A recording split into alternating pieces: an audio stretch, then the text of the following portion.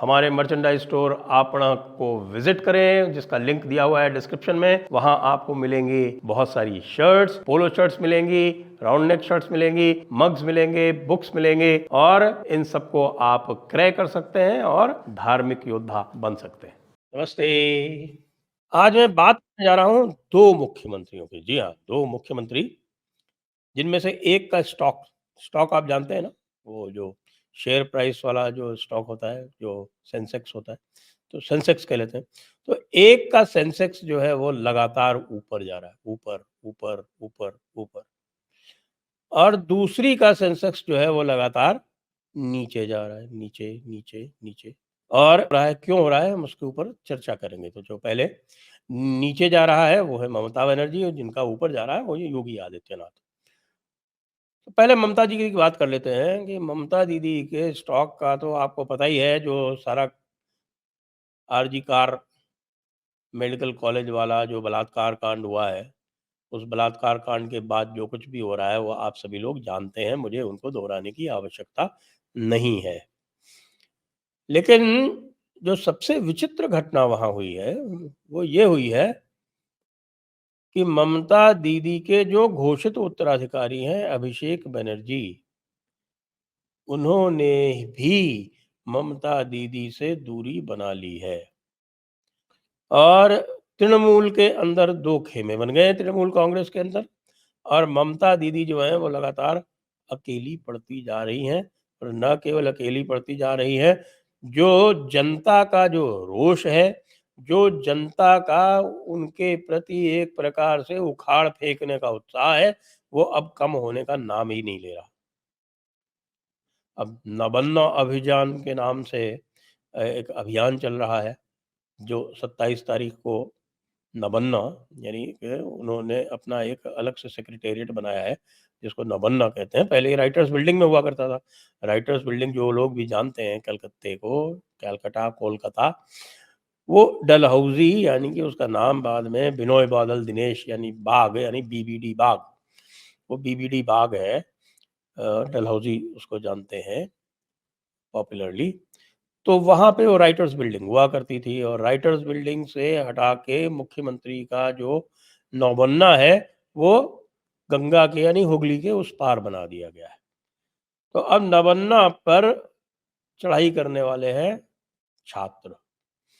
उसको फ्यूज़ करने के लिए उसको तरह-तरह के प्रयास किए जा रहे हैं। कुछ नए छात्र संगठन बना के उनकी तरफ से कुछ उल्टे-पुल्टे, झूठे-मूठे कुछ आयोजन किए जा रहे हैं, कुछ अफ़वाहें फैलाई जा रही हैं, जो आपको पता है कि जिस प्रकार से करते हैं। लेकिन ममता दीदी के सबसे जो झटका इतना उनको नहीं लगा था, बलात्कार कांड की सीबीआई जाँच से इतना झटका उनको नहीं लगा था, जितना कि हाई कोर्ट द्वारा संदीप घोष जो प्रिंसिपल थे, उनके विरुद्ध जो भ्रष्टाचार की शिकायतें हैं, उनके ऊपर सीबीआई जाँच से लगा है। क्यों?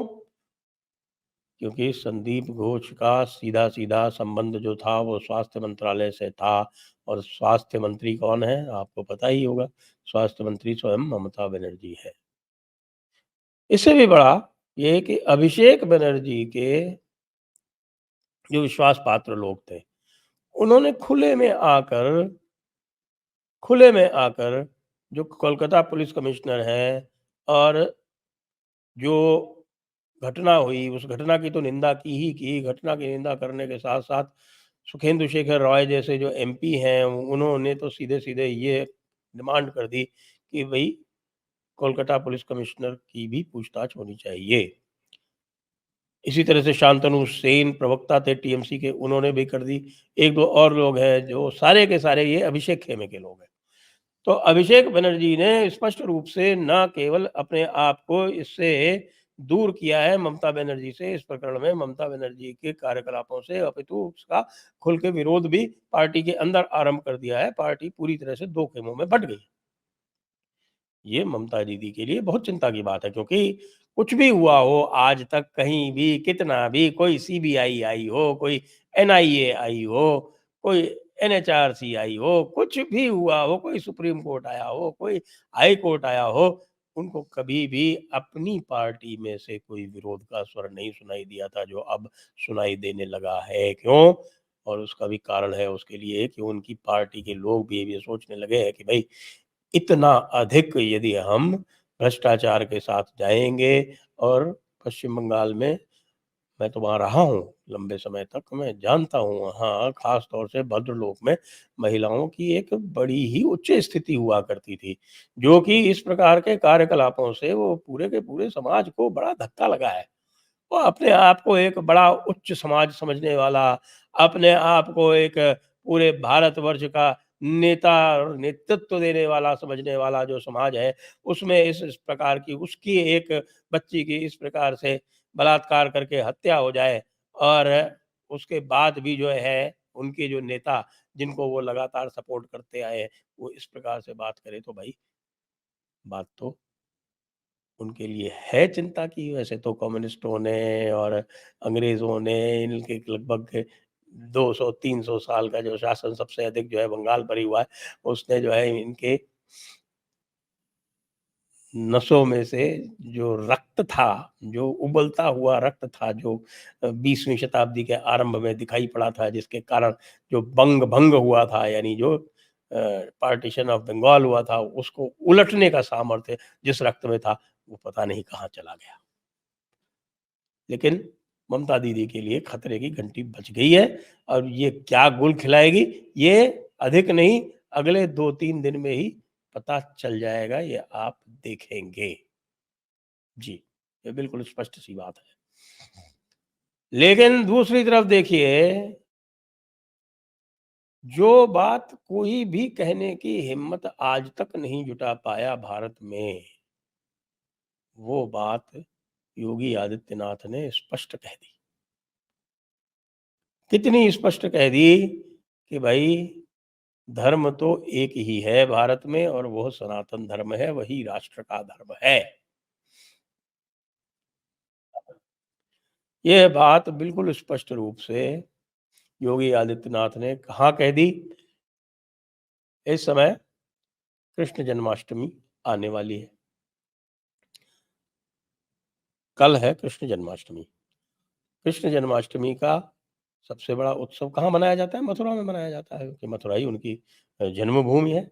मथुरा में ही कारावास में, कंस के कारावास में भगवान का अवतरण हुआ था। तो ये मथुरा की जो परंपरा है, उसके अनुसार उनका 5251वां जन्म दिवस है।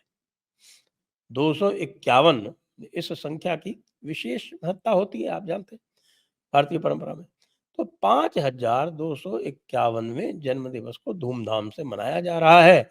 उसके अनेक उत्सव हो रहे हैं और उन उत्सवों का उद्घाटन करने के लिए वहाँ पर योगी आदित्यनाथ जी पहुँचे थे और योगी आदित्यनाथ ने वहाँ पर बिल्कुल स्पष्ट कह दिया, बिना किसी लाग लपेट के, बिना किसी हिचकिचाहट के, कि भारत का एक ही धर्म है, वो है सनातन धर्म। भारत का राष्ट्रीय धर्म एक ही है, वो है सनातन धर्म। 5251वां तो जन्म दिवस आप मना ही रहे हैं ना, बाकी कोई इसके आसपास आता है क्या? धर्म जो सनातन है वो तो हिंदू धर्म ही है, सनातन धर्म ही है।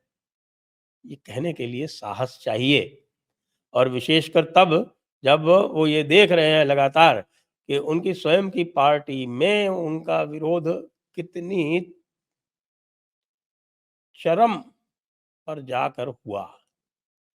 चरम पर जाकर हुआ क्योंकि कुछ लोग जो थे वो नहीं चाहते थे कि योगी आदित्यनाथ जी की जो लोकप्रियता है वह उन लोगों की महत्वाकांक्षा में बाधा पड़े। लेकिन जब कोई यह कह देता है आगे बढ़ के कि भाई इस देश का एकमात्र धर्म सनातन धर्म ही है, और वैसे सही बात अगर की जाए तो धर्म तो एक ही है, बाकी सब तो या तो उनको पंथ कह लीजिए या उनको मजहब कह लीजिए, क्योंकि वह सब किताबों से बंधे हुए हैं। यह एक ऐसा धर्म है जो आपकी अनुभूति से बंधा हुआ है। जी हाँ, यावानर्थ उदपाने सर्वतः संप्लुतोदके तावान सर्वेषु वेदेषु ब्राह्मणस्य विजानतः।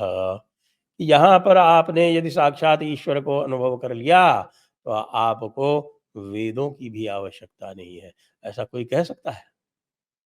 ऐसा नहीं कह सकता कोई। क्योंकि आपकी जो स्वयं की अनुभूति है, आपका जो स्वयं का साक्षात्कार है, वो सबसे महत्वपूर्ण है सनातन धर्म में। आज इसकी घोषणा हो गई है और आप समझिए कि इसको हमको और आपको एक उदाहरण बनाना है, एक टेम्पलेट बनाना है। यह वो बड़ी रेखा खींच दी गई है, जिसकी रक्षा हमको सबको प्राणपण से करनी है। जी, बड़ा दिन है आज। बहुत बड़ा दिन है। मैं तो अंदर से अत्यंत हर्षित बल्कि मैं रोमांचित हूँ, रोमांचित हूँ मैं बिल्कुल। क्योंकि इस एक शब्द को सुनने के लिए कान तरस गए। कम से कम पिछले 10 वर्ष से तो हम तरस ही रहे हैं। जब हमने एक सनातनियों की सरकार बनाई थी, हम सोचते थे हमने सनातनियों की सरकार बनाई है हमने देश में, तब से तो हम निश्चित रूप से आतुर थे। अब ये घोषणा हो गई। तो हर्ष मनाइए, रोमांचित होइए और इसको खूंटे की तरह गाड़ कर प्रयास कीजिए कि भाई इसको कोई हिला ना पाए। जय हिंद, जय भारत, वंदे मातरम।